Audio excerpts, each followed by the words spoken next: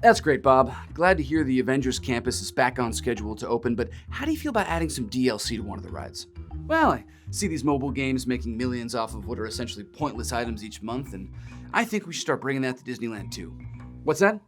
You're thinking we could sell $30 web shooters with 4 separate $35 attachments that make you shoot different types of webs on the Spider-Man ride, creating a sense of classism and guilting people into spending more money for a marginally different ride experience? Jesus, that's evil. Implement it right away. Oop, 1 second, Bob. Yellow. Mr. Richards, there's a Mr. Loki here to see you. Wonderful. Send him in, Janine. Hey! There's my favorite little Machiavellian moneymaker. I assure you, the pleasure is all yours.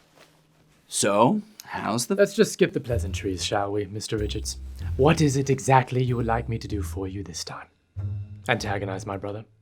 Run for president again? Oh no, please tell me it's not an appearance in that god-awful Avengers game. Oh, don't worry. We've already moved on from that heaping disaster. No, we have much bigger plans for you, my friend. We're bringing you back to the MCU with your very own Disney Plus show. Oh, this is what it's come to. Has the once great Loki truly been brought so low? Fine. I suppose I can debase myself with a starring role on the small screen. So, tell me, how have I once again miraculously managed to evade the icy grasp of death after my altercation with Thanos? Oh, no. Thanos definitely killed you. Oh, so it's a flashback, prequel, similar to what you did with the redhead. Even better.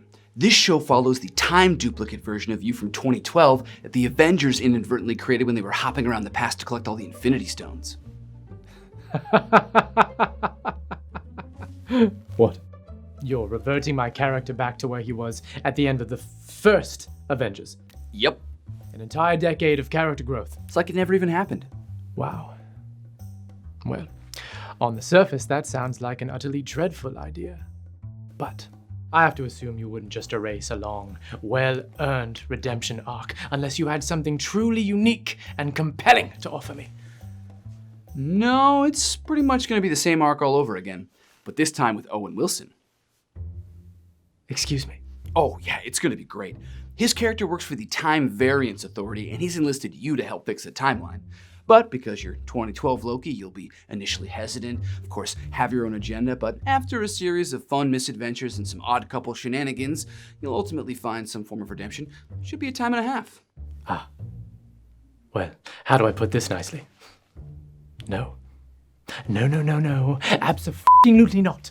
Loki, come on, don't be like that. I'm sorry, but even if the show is well made, it'll be built on a foundation of lazy storytelling and simple face recognition. You have run out of interesting ways to continue my story, so you want to just hop back into the middle of it and simply retread the same ground with a slightly different coat of paint. It is painfully clear that you have no interest in telling a good story, and I'll have no part in it. Oh, Loki, you're so close. I'm not interested in telling a good story. I'm only interested in telling a good enough story. What? I guess the British accent only makes you sound smart. You see, Loki, back when the MCU started, we were small, scrappy, nothing in our pockets but a wish and a dream, and, some filmmakers who were passionate about the characters or whatever. We took big risks, and over the course of 3 phases and dozens of movies, built out a vast, shared universe never before seen in the realm of cinema.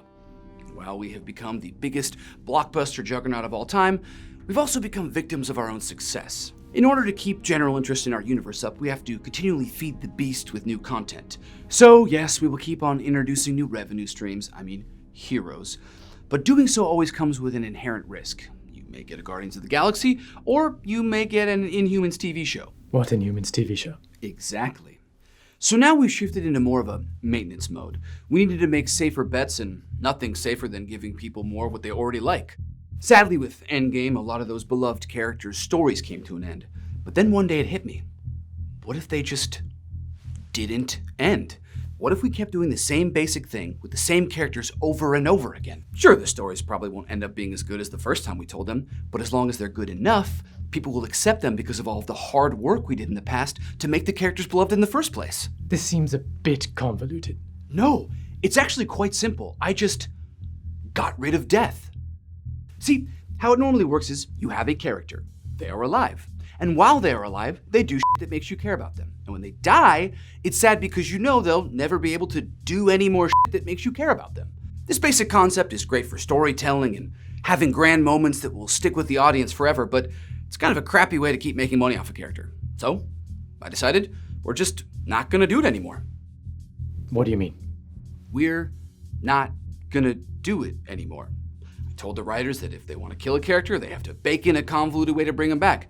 That way you can still have the big emotional moments with their deaths, but they'll still be around for future projects. It's like having your cake and eating it, and then also having a million more cakes. No, that's absurd. Audiences won't fall for that. Bitch, they already have! Look at Gamora. We killed her off in an emotional, heartbreaking scene with Thanos, and then in the very next movie, brought her back from another timeline where she conveniently has no memory of the Guardians, so that she and Star-Lord can start their whole Jim Pam will they won't they shtick all over again. And don't even get me started on Vision. We've killed that motherfucker 3 times already, twice in the same movie, and still brought him back. Is he the same Vision? Does he have all of his memory? Ship of Theseus? I don't care, as long as he's making me money. But what about the characters' journeys? Their struggles, their successes, their failures, their arcs. They don't matter. People don't really care about character development. These dum-dums just see same face, and that make them feel good in brain. You want proof? Look at Zemo. He had a wonderful and complete character arc in Civil War. Then we rewrote his backstory, changed his personality, and tweaked his motivations for Falcon and the Winter Soldier, and nobody cared. They loved it. They turned him dancing through Madripoor into a fucking meme. And we didn't even have to kill him off to do it. It just all feels so incredibly cheap. How can you be okay with this? Loki, Honeybun, you're missing the forest from the goddamn trees here. I single-handedly murdered death. I killed consequence. I made it so that in the grand scheme, nothing matters anymore. And how did the audience react? By throwing even more money at me. With just a couple flimsy plot devices, I pulled off the greatest trick of all time, and everyone bought it. You really telling me that you, Loki, the great trickster god, really don't want any part of this? Damn you, Dick Richards. Always playing to my vanity.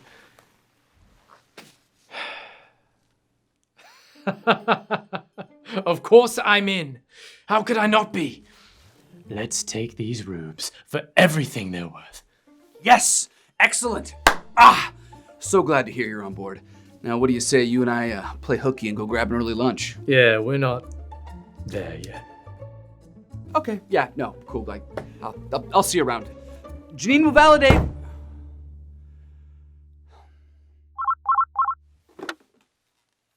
Mr. Richards, Bob from Disneyland is still on hold. Oh, I know. Hey everyone, thanks for watching. We want to give a big thanks to Raid Shadow Legends for sponsoring this video.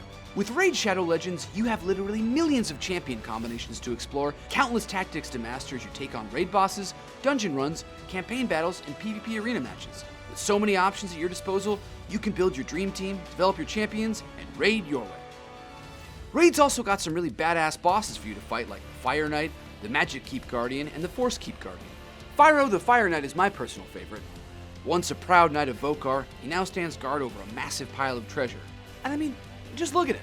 The awesome armor, that menacing mace, his flaming head. I want to be that guy. So cool.